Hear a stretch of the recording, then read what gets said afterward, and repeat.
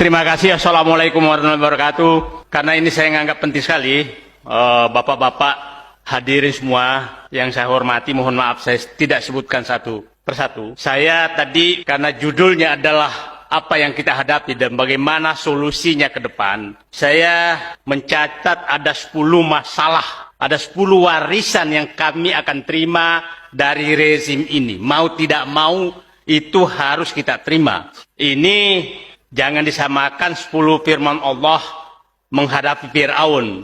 Jadi, kalau Nabi Musa dulu menerima 10 firman Allah menghadapi Fir'aun, tapi ini kita menerima kira-kira 10 warisan yang siapapun presidennya akan menghadapi ini. Nah, saya mohon dibantu untuk diingatkan kepada semua. Pertama adalah, wahai penguasa, kau sudah membuat utang meroket. Kalau Bung Karno dulu membuat, Pak Harto dulu membuat utang, itu hanya 0,047 triliun per hari. Pak Harto, Pak SBY 0,37 triliun per hari. Pak Jokowi itu 1,7 triliun per hari. Kalau ditambah dengan BUMN, 3 triliun per hari. Jadi kalau ada yang menyatakan negara ini makin bagus, tiap hari kita ditambah utang 3 triliun per hari.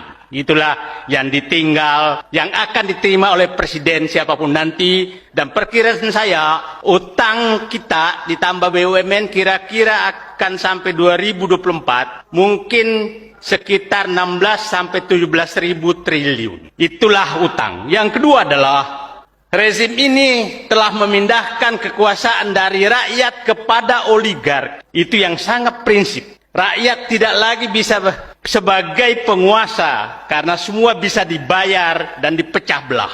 Jadi tadi utang, yang kedua penyerahan kekuasaan dari rakyat kepada oligarki, dan yang ketiga adalah korupsi, kolusi, dan nepotisme. Tidak tanggung-tanggung kalau Pak Harto 30 tahun baru berani memunculkan anaknya sebagai calon menteri. Kalau ini hanya 3 tahun sudah muncul anak dan menantu. Hebat.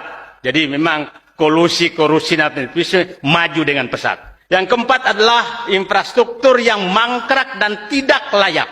Itu kita akan terima sebagai warisan yang sangat berat.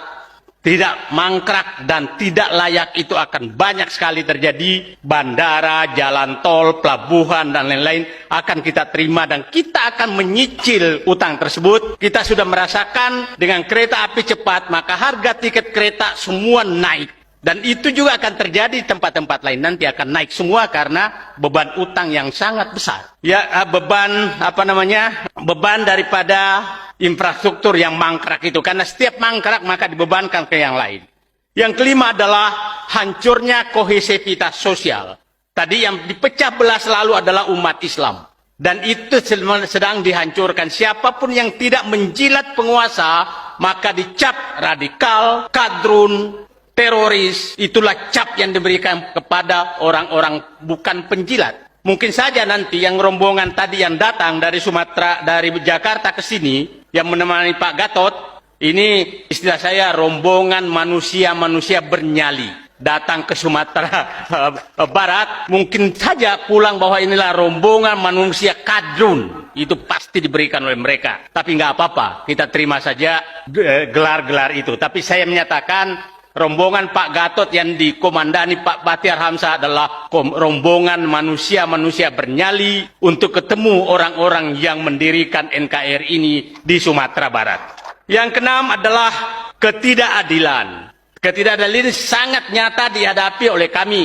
Tadi Pak GN menyebutkan ada 3 narapidana, yaitulah korban ketidakadilan. Tapi bangga sebagai narapidana.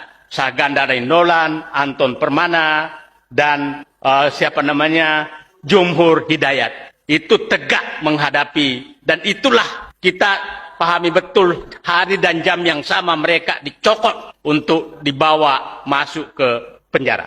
Tapi insya Allah suatu saat orang ini akan tampil sebagai penyelamat NKRI. Ketujuh adalah kemiskinan. Kita miskin betul di mana-mana. Nah, angka kemiskinan naik tapi utang bertambah. Terus uang itu kemana?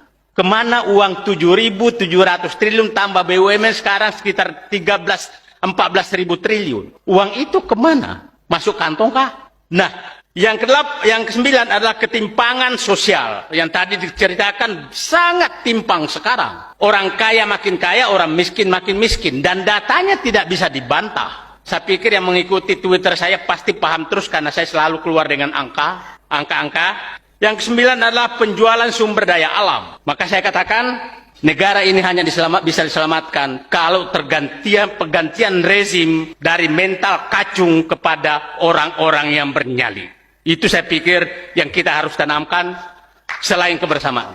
Saatnya mental kacung menyerahkan kekuasaan ini untuk menyelamatkan negeri ini kepada manusia-manusia bernyali yang berhasil, yang yang punya semangat dan tidak takut menghadapi para cukong-cukong kekuasaan yang membungkus diri sebagai mentor pada politisi-politisi tertentu. Itu saya pikir yang perlu kita rumuskan nanti.